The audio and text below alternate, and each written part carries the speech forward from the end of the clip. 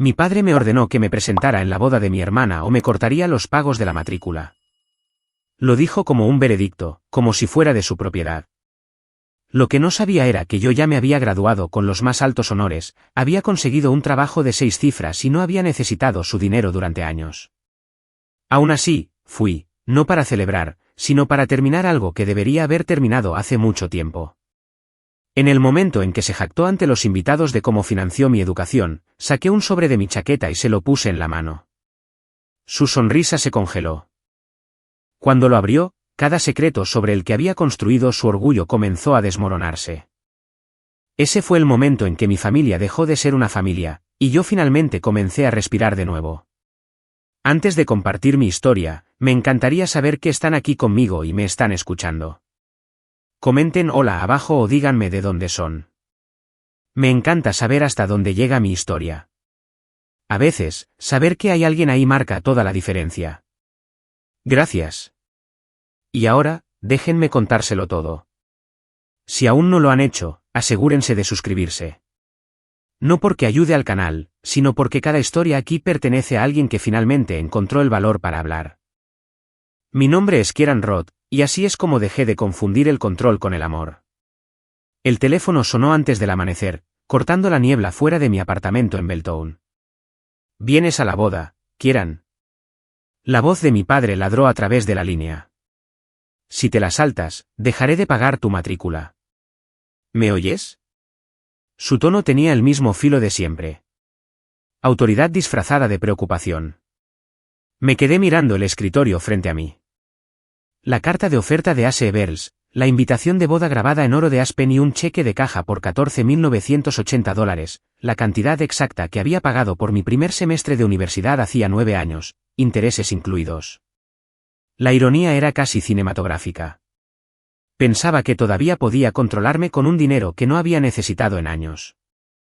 Lo que no sabía era que ya me había graduado con los más altos honores de la Universidad de Washington, había conseguido un salario de 6 cifras en una de las principales firmas medioambientales del noroeste del Pacífico y había construido una vida enteramente por mi cuenta.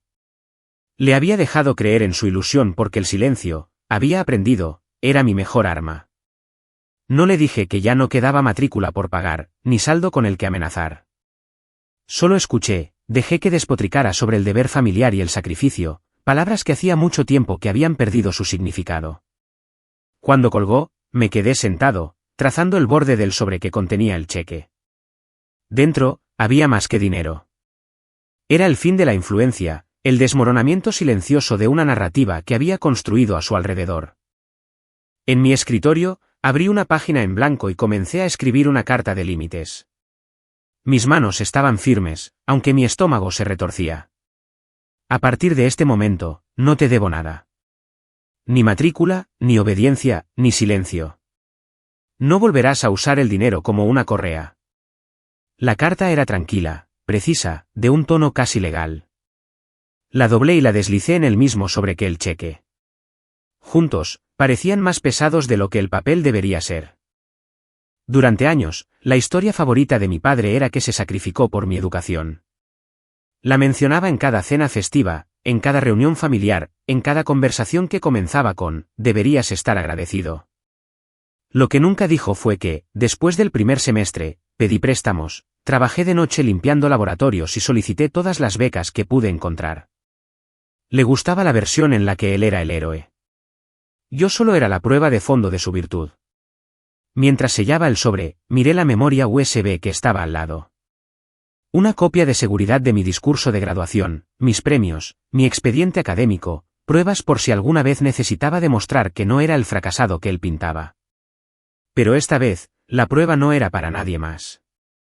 Era para mí. El plan era simple. Asistir a la boda, entregarle el sobre y marcharme. Sin escenas, sin discusiones, solo un cierre. 3 objetivos estaban claros en mi mente: saldar la deuda simbólica, reclamar mi voz y rechazar el cebo emocional que me había atrapado toda mi vida. Antes de irme a trabajar, verifiqué la confirmación del vuelo en mi teléfono. De Seattle a Denver, salida el viernes por la noche. Metí el sobre en el bolsillo de mi traje y cerré la cremallera de la maleta. El leve olor a papel y tinta flotaba en el aire. No era perdón, pero era libertad disfrazada de papelería. Mientras la ciudad despertaba bajo mi ventana, susurré, cuando abra ese sobre, cerraré toda una era. Cuando llegué a Boulder, el cielo se había vuelto del color de la plata vieja. La casa de mis padres se alzaba en las afueras de la ciudad, perfectamente pulida para las apariencias, con columnas blancas, setos recortados y todas las ventanas brillando. Por dentro, se sentía más como un museo que como un hogar. Las paredes estaban cubiertas de fotos enmarcadas de Aubrey, mi hermana menor, su recital de ballet, coronas de concursos de belleza, fotos de compromiso con Blake Montrose, el hombre que todos llamaban el yerno perfecto. No había ni una sola foto mía posterior a la secundaria colgada en ninguna parte. Mi madre, Margot, flotaba por la habitación con perlas, dando órdenes al servicio de catering. Recuerda Arlon, el fotógrafo viene temprano. Todo tiene que parecer perfecto. Mi padre estaba de pie cerca de la chimenea, con un whisky en la mano, ya actuando para las tías y tíos que habían volado desde Texas y California. Nuestra Aubrey, dijo en voz alta, casándose con una familia tan distinguida. Y Kieran, bueno, se está tomando un tiempo libre de la universidad para mejorar algunas notas, pero nosotros cubrimos su matrícula. La familia siempre cuida de los suyos. La risa que siguió fue educada, admirada. Y entonces, todas las caras se giraron hacia mí, con la piedad suavizando sus ojos. Sentí que el calor me subía por el cuello. Eso no fue un lapsus. Fue un guión. En ese momento, comprendí que le había estado diciendo a la gente que había fracasado en mi programa. Que todavía dependía de él. El mito del padre abnegado que apoya a su hijo en apuros funcionaba mejor frente a extraños, y a él le encantaba tener público. Agarré el borde de la silla del comedor, forzándome a sonreír. Si estallaba aquí, en esta sala llena de copas de cristal y admiración curada, me convertiría de nuevo en el villano de su historia. Así que esperé. El momento lo era todo. Después de la cena, mientras los demás se trasladaban al patio para tomar champán, me deslicé por el pasillo hacia mi antigua habitación. El aire olía a cedro y a una nostalgia rancia. Sobre el escritorio, la impresora familiar parpadeaba con una luz roja, sin papel. Una hoja estaba a medio expulsar, todavía caliente de la bandeja. La saqué. Era un borrador de correo electrónico de mi padre a un primo, Kieran todavía depende de nosotros económicamente. Pobre chico. Simplemente no podemos darle la espalda. Sin archivos adjuntos. Solo eso. Una mentira vestida de caridad. Le tomé una foto con mi teléfono, una prueba para más tarde. Cuando volví a la sala de estar, el sonido de las risas entraba a raudales por las puertas francesas. Aubrey brillaba bajo las luces de hadas, rodeada de damas de honor. Se giró y me vio, saludando alegremente. Kieran, estás aquí. Intenta parecer un poco menos corporativo mañana, ¿de acuerdo? A la familia de Blake le encanta una cierta estética. Asentí, fingiendo diversión. Claro, lo que digas. No tenía mala intención.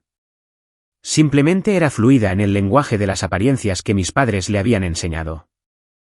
De vuelta en la cocina, mi madre me interceptó con esa sonrisa diplomática suya.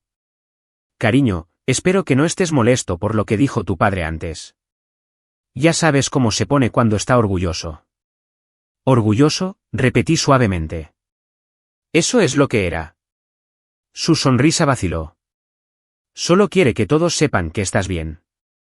Diciendo que he fracasado. Ella parpadeó.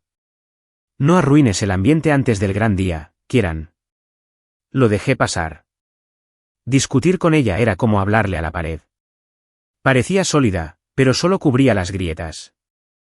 Más tarde, mientras la casa se calmaba, volví a vagar por el pasillo.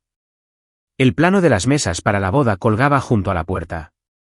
Mi nombre estaba en el extremo más alejado del salón, junto a un pilar, casi fuera de la vista. Incluso los muebles tendrían una mejor vista de los votos de Aubrey que yo. De pie allí, bajo el resplandor del candelabro, escuché la voz de mi padre afuera, presumiendo ante los invitados. Todavía depende de mí, dijo, y ellos rieron, impresionados por su generosidad. Toqué el bolsillo interior de mi traje donde descansaba el sobre. Mañana, esa mentira arderá viva, susurré. Solo hasta que lo abra. Cuando subí las escaleras a mi antigua habitación, ya no sentía rabia, solo precisión. Cada paso estaba medido. El día siguiente no se trataría de venganza.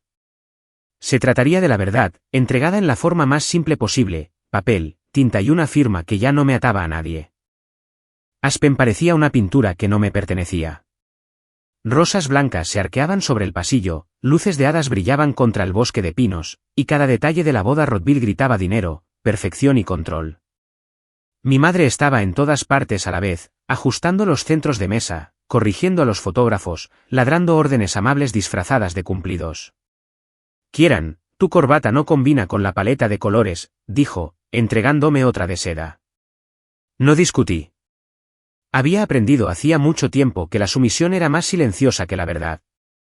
Me la anudé y esperé en un rincón mientras los estilistas revoloteaban alrededor de mi hermana. Aubrey estaba sentada bajo un halo de luces anulares, su maquillaje impecable, su sonrisa ensayada. No podía recordar la última vez que me había mirado como si yo fuera su hermano, no una sombra de pie en su reflejo. El aire estaba cargado de perfume y presión. Me deslicé hacia el pasillo para tomar un poco de aire. Fue entonces cuando oí la voz de Blake, baja y cortante, desde detrás de una de las puertas de madera. Tío Arlan, 25.000 no fue un regalo, dijo. Su tono era seco. Dijiste que me lo devolverías después de la boda. No pidas más hasta que lo hagas. La puerta hizo clic. Mi corazón se detuvo. Mi padre, Arlon Roth, le había pedido dinero prestado al hombre que se casaba con su hija. El orgulloso hombre de negocios que me sermoneaba sobre la integridad financiera estaba usando la cuenta bancaria de su futuro yerno para mantener a flote su imperio. Esperé a que Blake pasara a mi lado, con el teléfono todavía pegado a la oreja, y luego me di la vuelta, con mis pensamientos a toda velocidad. De vuelta adentro, la organizadora de bodas me detuvo para revisar el plano de las mesas. Mi nombre no estaba donde había estado. Lo habían movido a la mesa de coordinación de servicios, cerca de la parte de atrás, junto al equipo de catering. Es solo más fácil para la logística, dijo mi madre cuando notó mi mirada. Más fácil para la logística, más difícil para la dignidad. Doblé el plano y me lo guardé en el bolsillo de la chaqueta, con las manos firmes pero la mandíbula apretada. Unos minutos antes de la ceremonia, mi padre me encontró cerca del arco de hortensias blancas. Me enderezó la solapa como un acto de posesión. Sonríe, dijo en voz baja. La familia está pagando por esa sonrisa. Su aliento olía a whisky y orgullo. Hay cosas por las que ya he pagado, dije con calma. Hizo una pausa, confundido por mi tranquilidad. Por primera vez, no tenía un guión preparado. Los invitados se estaban reuniendo. Las cámaras hacían clic.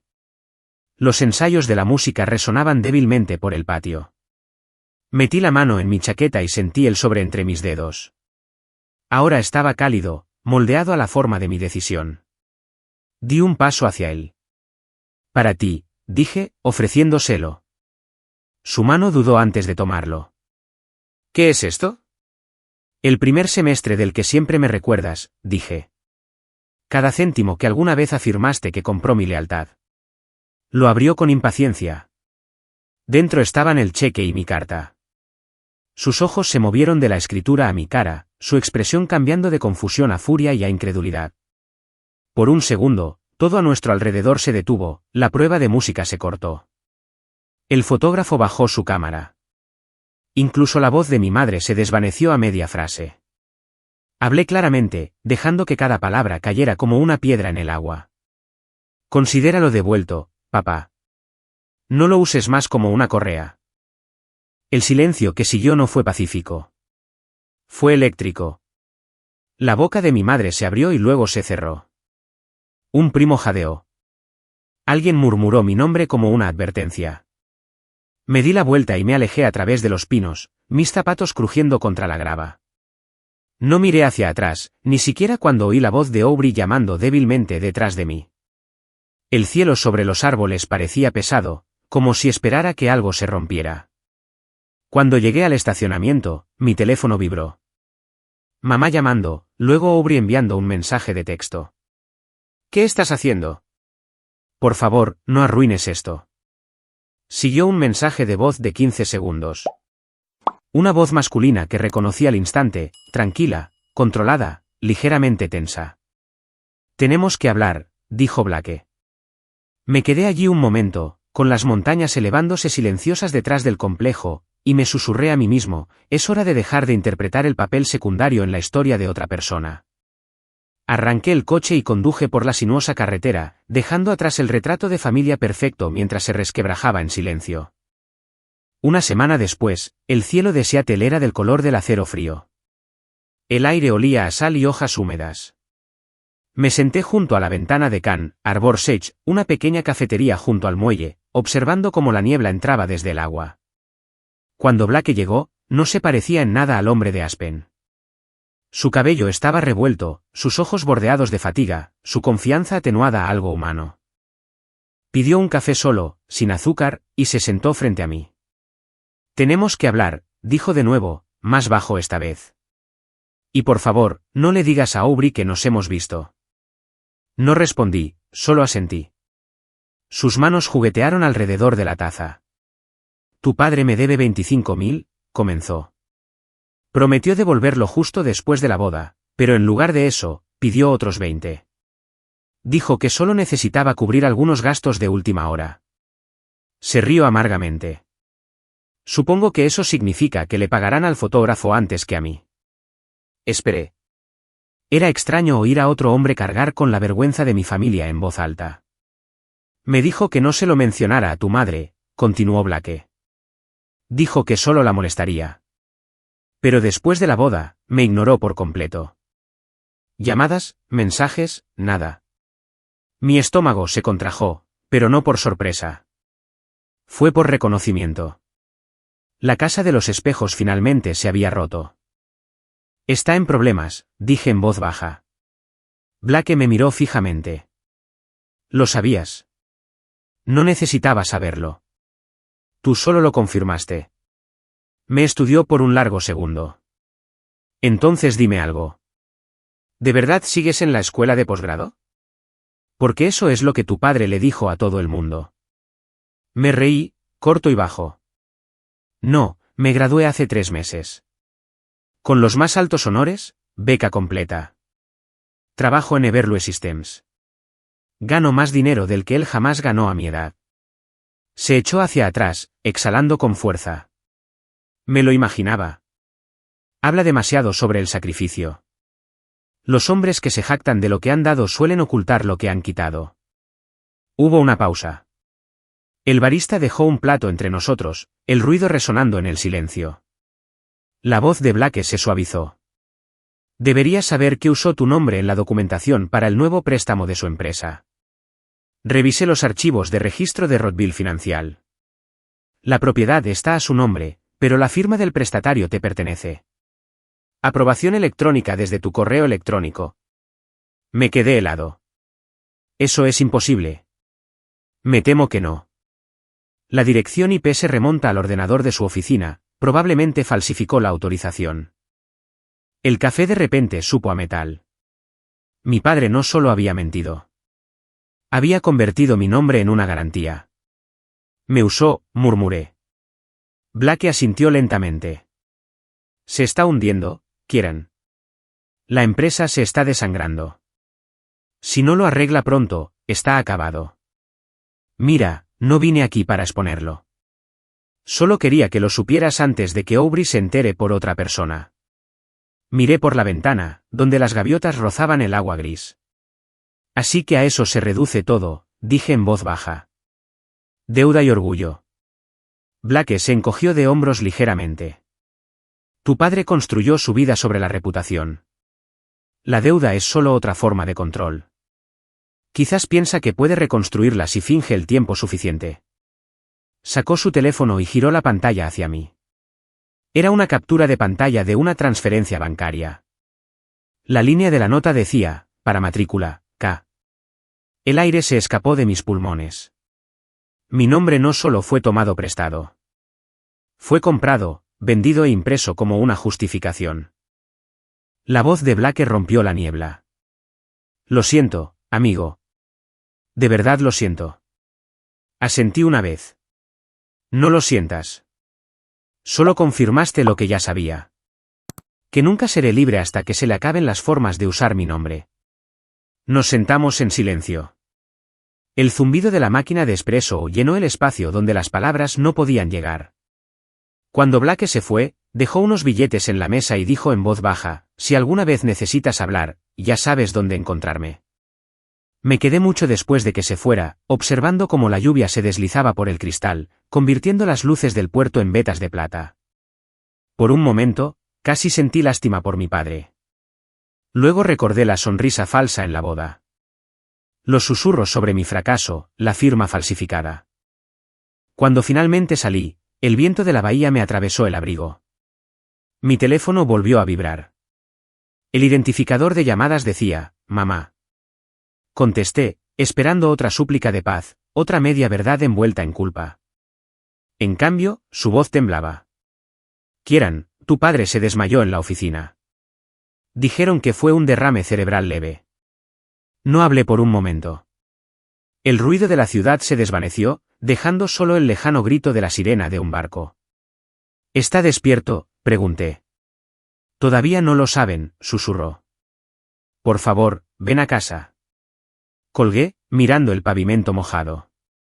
Las luces del puerto ondeaban sobre el agua como cristales fracturados. La tormenta no había terminado. Solo estaba cambiando de forma. Metí las manos en los bolsillos y comencé a caminar hacia el muelle, con el viento mordiéndome la cara. Lo que viniera después, ya no se trataría de culpa. Se trataría de la verdad, y finalmente estaba listo para enfrentarla. Ese té olía a lejía y a café rancio. A través de la ventana, las montañas rocosas lucían una delgada línea de nieve, brillante contra una tarde gris. Mi madre me encontró en el ascensor y me envolvió en su perfume y sus manos temblorosas. Sigues siendo mi mejor chico, dijo, con la voz temblando. Tu padre se arrepiente de todo. No respondí. El arrepentimiento en nuestra casa era una historia que contabas cuando necesitabas algo. En la habitación, mi padre yacía de lado, con los ojos cerrados, el pitido del monitor regular e indiferente. Cuando oyó mis zapatos, sus párpados se abrieron. Viniste, dijo como si estuviéramos reanudando una vieja reunión. Bien. Ahora ayúdame. No podemos dejar que la empresa se derrumbe. Ni un gracias. Ni una disculpa. Solo la orden familiar envuelta en urgencia. Acerqué la silla de visitas. ¿Usaste mi nombre para asegurar un préstamo? No desvió la mirada. Tienes credibilidad. Los bancos confían en ti. Como si eso lo zanjara todo, como si tomar prestado mi nombre no fuera diferente a tomar prestada una grapadora. Algo frío me recorrió la espalda. Miré a mi madre. Sostuvo mi mirada por un instante, luego la dejó caer a su regazo. Solo quería salvar lo que construyó, susurró.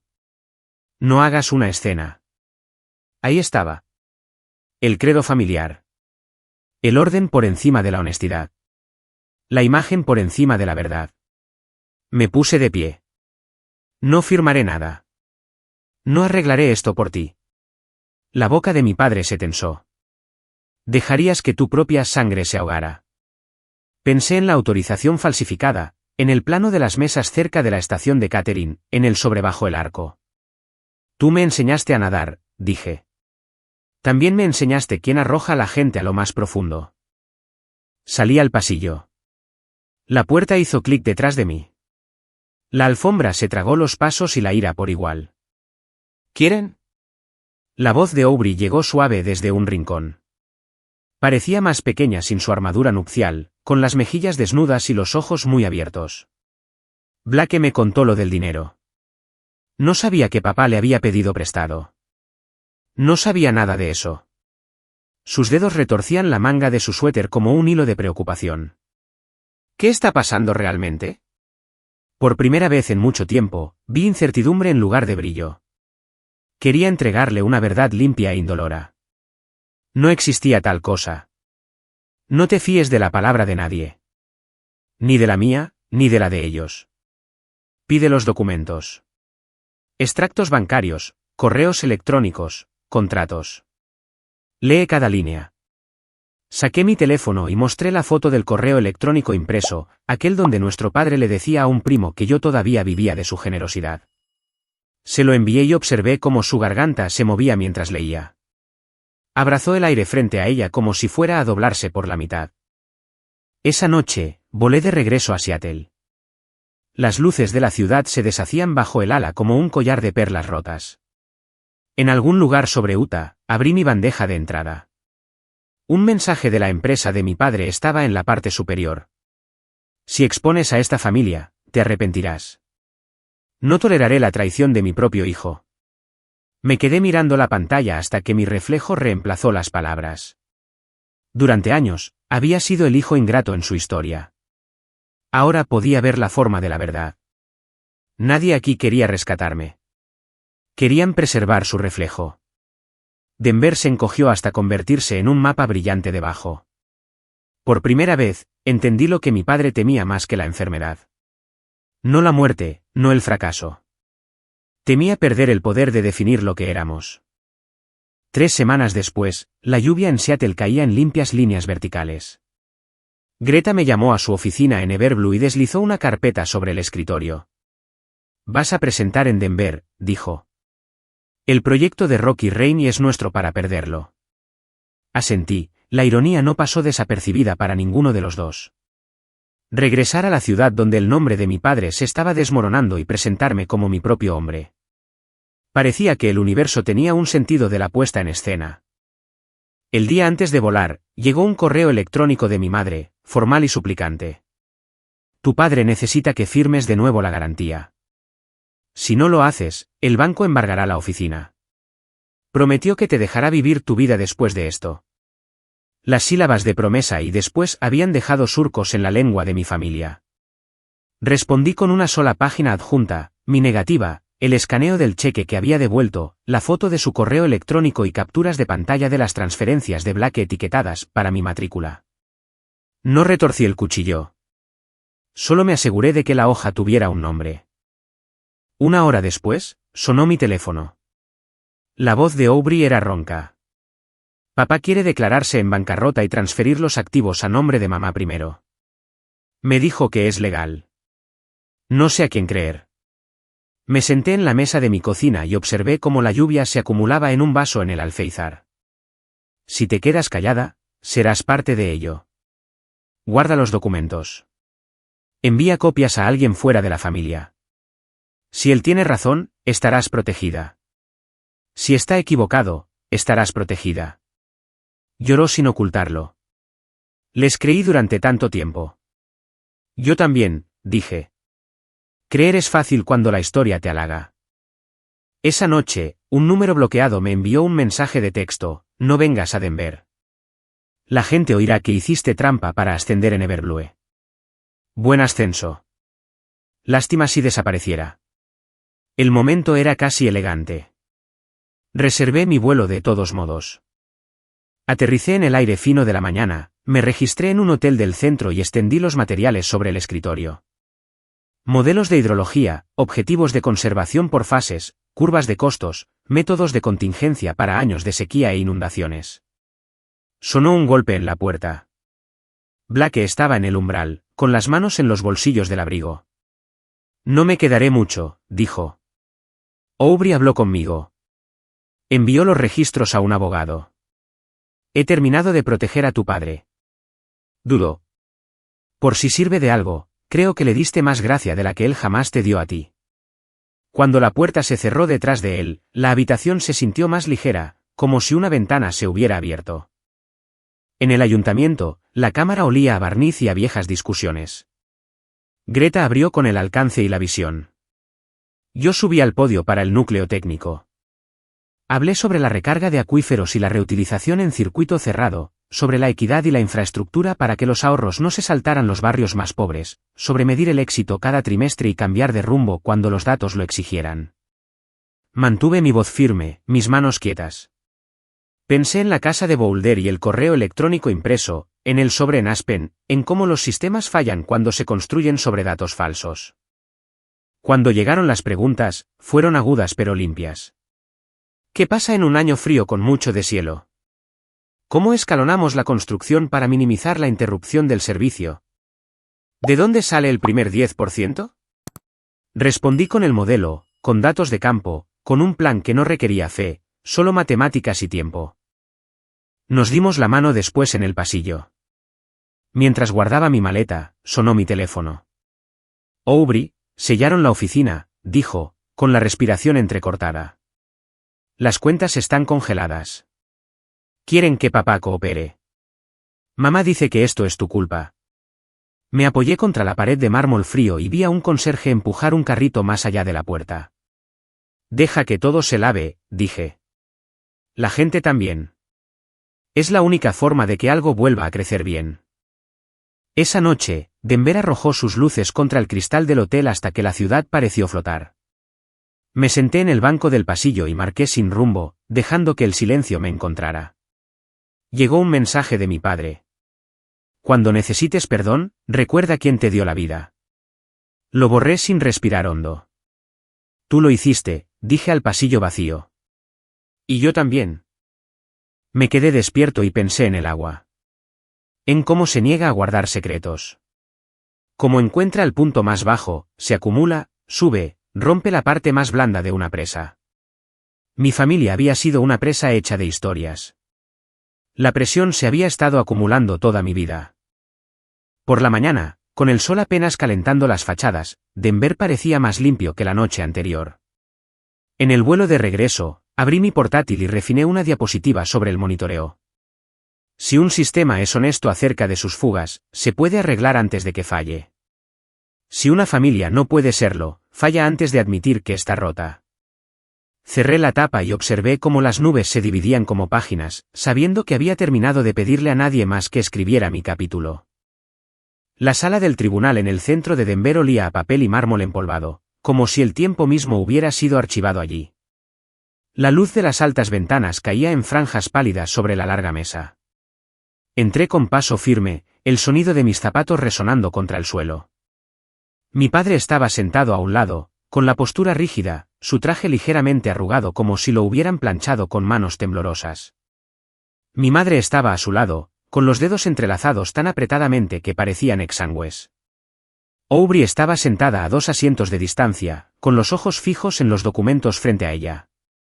Black estaba de pie cerca de la fila de los testigos, con los brazos cruzados, su expresión indescifrable. El secretario pronunció mi nombre, Kieran Rothville. Como parte nombrada en la revisión financiera de Rothville Financial, no estaba aquí como acusado.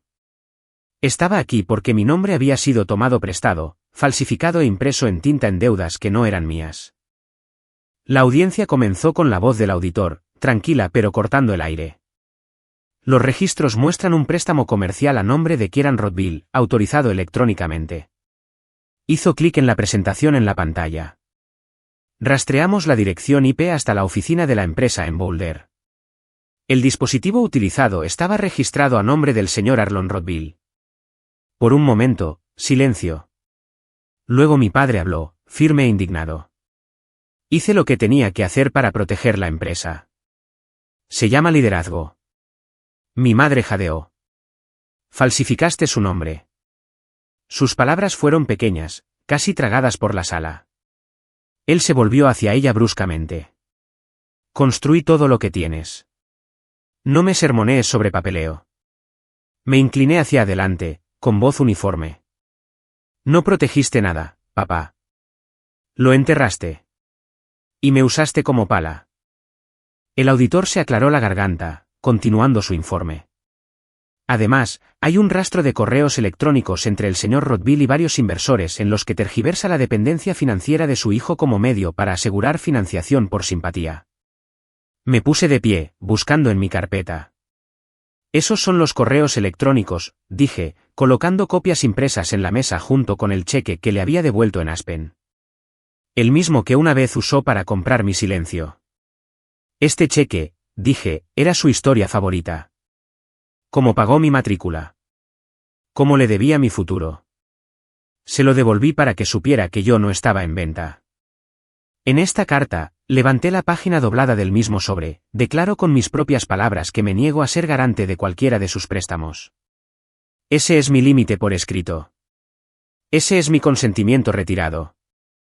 El abogado del banco asintió hacia el estrado. Ese documento califica como una negativa escrita válida de garantía. Se dirigió a mi padre. Señor Rothville, su empresa perderá su licencia de operación. Los activos serán liquidados pendientes de auditoría. Mi madre soltó un suave grito. Buscó el brazo de mi padre, pero él se lo quitó de encima, con el rojo subiéndole por el cuello. Tú, me siseó. Has destruido a tu propia familia.